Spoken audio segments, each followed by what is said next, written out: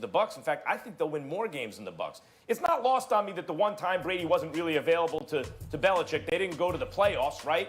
But they won 11 games with Matt Castle. 11 games. And let's not forget how often we enter the season, even in recent years, looking at the Patriots 5, 6 years ago, going, this is the year they fall off. Look, they just don't have the talent.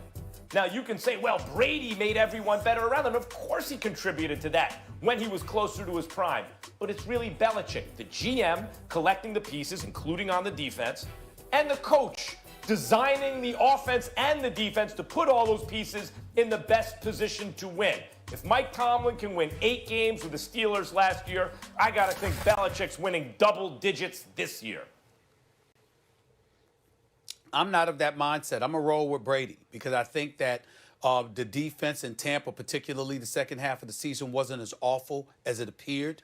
I don't think that we can deny that. I think that Jameis Winston's 30 interceptions put that defense in a bad spot. That was why they were ranked 29th in points forfeited, but just 15th in yards allowed. I think that's a direct indictment against Jameis Winston and the position that he put that defense in on far too many occasions. Even though, to his credit, he did throw for 5,100 yards and he did throw for 33 touchdowns. So when we say he's bad, he was turnover prone, and definitely that's not a good thing. But it wasn't like he didn't do anything good.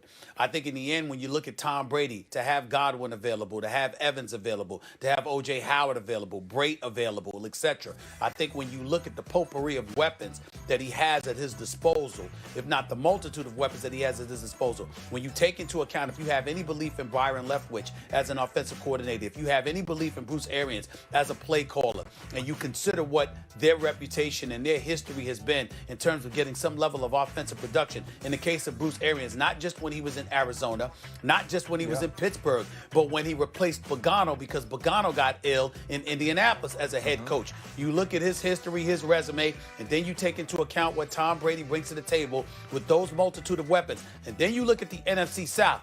Atlanta is suspect. We've seen that last year, particularly defensively, albeit due to injuries for the most part. Carolina is definitely suspect with the overhaul that's taken place with them. And New Orleans is damn good. But look at the amount of points they gave up to Jameis Winston in Tampa last year. Look at the amount of points they gave up to Garoppolo in San Francisco. And you see those kind of things, and then you imagine what Tom Brady will be able to do with these weapons. It wouldn't surprise me at all if Tampa Bay ended up winning 11 games this upcoming season and New England won 10. Because even though Miami is still suspect, and don't get me started with Ryan Clark's boy, Mr. Gase, Adam Gase and the New York Jets. But the Buffalo Bills are still there. They're going to be better. And the New England Patriots are going to have one of the toughest schedules with a new quarterback. I definitely think it's plausible that Brady could end up having a better year than the Patriots. I think the Patriots' defense is going to be elite again. Offensively, they're going to be challenged. Well, listen, guys, I don't like the type of disrespect that Jameis Winston is getting right now. Max alluded to it on the show. When Jameis Winston walks into a stadium, he's the all-time quarterback. He's the quarterback for both teams because his play is going to keep both teams in the game simultaneously. If the Tampa Bay Buccaneers get up on you big, you know you can still win because Jameis might throw you the football. But if they are losing, you never know. He might go off. You say what? That ain't disrespectful. That's not disrespectful. I call him defensive player of the year. Hey, because when that man walks into a stadium, both teams know they have a chance because of him. He's the only quarterback in the league you can say that about. That was your quote. That's not disrespectful. That was your quote. This man can wear this man can wear 2 jerseys at one time. There's nobody else in the league that's doing that. His 30 for 30 is going to be the greatest 30 for 30 ever. 30 for 30, Jameis Winston, 30 for 30. Okay? So don't give it away for free, brother. I'm just saying, Ryan Clark.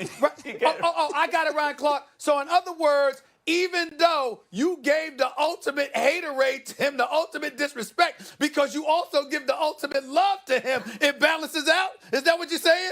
I love him, and I love him, and I can't stand him. He's offensive player of the year and defensive player of the year. That's what you're saying? Absolutely. Hey, listen, I'm going to go with Stephen A here, though. I'm going to go with Stephen A and say that it's going to be Tom Brady.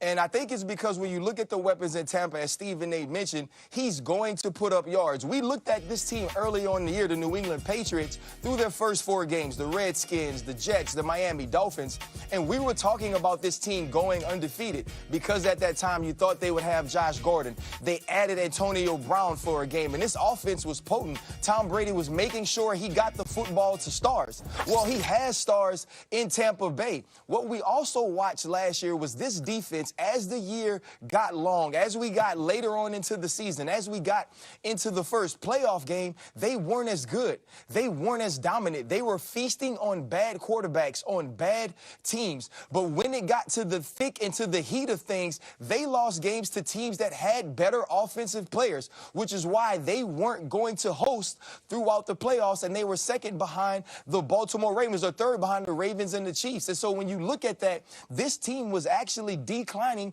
toward the end of last season. And now you don't know who you will have at quarterback. They still don't have the weapons, and they've lost some pieces on defense already. And even though some of those people aren't household names, we know that's the way that the New England Patriots put themselves together to stop people. Tom Brady is going to win football games. They are going to score points. He's going to protect the ball. And one thing I'll say about the defensive numbers of the Tampa Bay Buccaneers, you looked at them, 29th in points, but 15 in yards given up. It also helps when sometimes you just don't have to play because the other team is scoring on defense. So we can't necessarily say that they're going to stop people at that rate, but I believe with protecting the ball, having a running game with Jones, Bruce Arians, and Byron Leftwich calling the plays, and you got to understand, Tom Brady's going to be a part of what they do. I think the Tampa Bay Buccaneers win more games than the New England Patriots, and Tom Brady is more successful doing his job than Bill Belichick will be. But see, that's my point. Really, when you look at where the expectations are, the Bucs have so much on offense that Ryan Fitzpatrick looked like an MVP for a couple games. And it was like maybe he should have the team. If you put just a competent quarterback who's not going to give the ball the other team the ball with that Bucs offense, they should have done big things in recent years. And Brady can be that guy, and people are acknowledging it. Just don't mess this up. And they may add more weapons, whereas Belichick, Brady made sure there would not be a backup quarterback. Jimmy G is gone. Who's the backup? And by the way, a lot of the quarterbacks are even off the market at this point in free agency. So the expectations for the Patriots are, what are they going to do? And I'm telling you right now, sleep on Belichick and the Patriots at your own peril. So given the expectations, I expect Belichick to outperform his, and I don't know that Brady lives up to the expectations in Tampa. I just feel like when we talk about expectations, we expect the Tampa Bay Buccaneers to be great offensively. We expect the Tampa Bay Buccaneers to be better than they were last year. I'm not saying that they're going to come in and win the Super Bowl. I'm not necessarily ready to put them on top of the New Orleans Saints as the NFC South favorites. Because I believe you do need chemistry. You do need to understand, okay, how does Tom Brady work? How will Bruce Arians call plays? So I don't think the expectations will be that high in Tampa Bay, but I do believe that Tom Brady plays well, this team plays well, and they get into the playoffs next year.